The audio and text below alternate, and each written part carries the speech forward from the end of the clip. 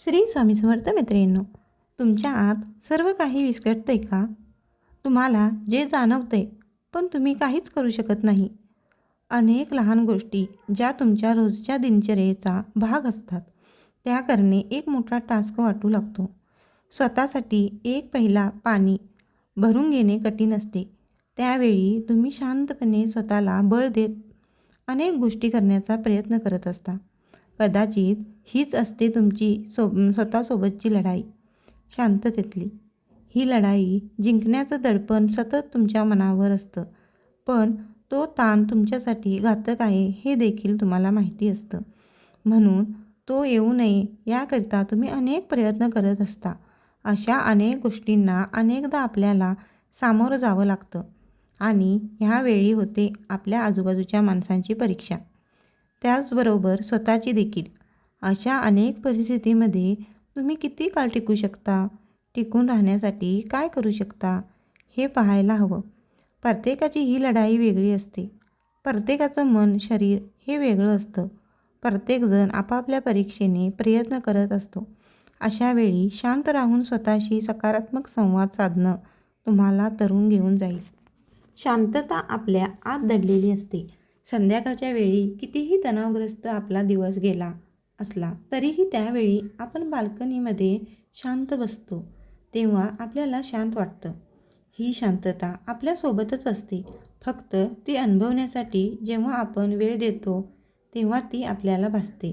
आणि म्हणून आपल्या आतली ही शांतता अनुभवण्यासाठी आपण वेळ दिला पाहिजे. सतत कलकल, किरकिर, तक्रारी, याचं काय चाललंय, त्याचं काय चाललंय, याने असं केलं का, त्यांनी कसं केलं असेल, यामुळे असं झालं, लोक माझ्याबद्दल काय विचार करत असतील, माझ्याकडून काय चुकीचं झालं असेल का, माझ्यासोबतच असं का होते, अशा अनेक प्रश्नांना पूर्णविराम देत आपण शांत दीर्घ श्वास घेतो.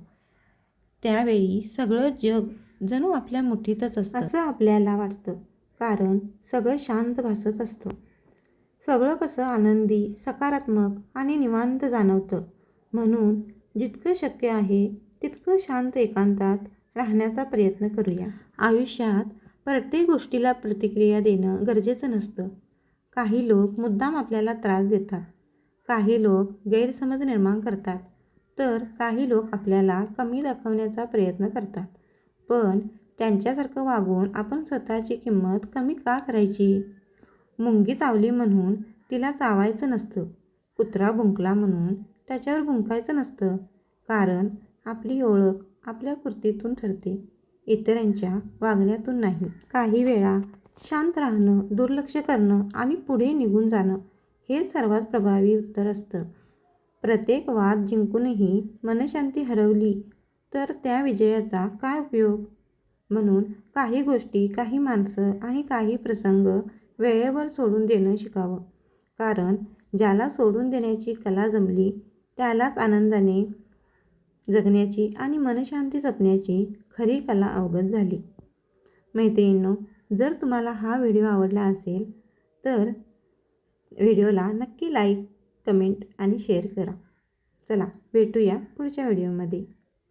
श्री स्वामी समर्थ.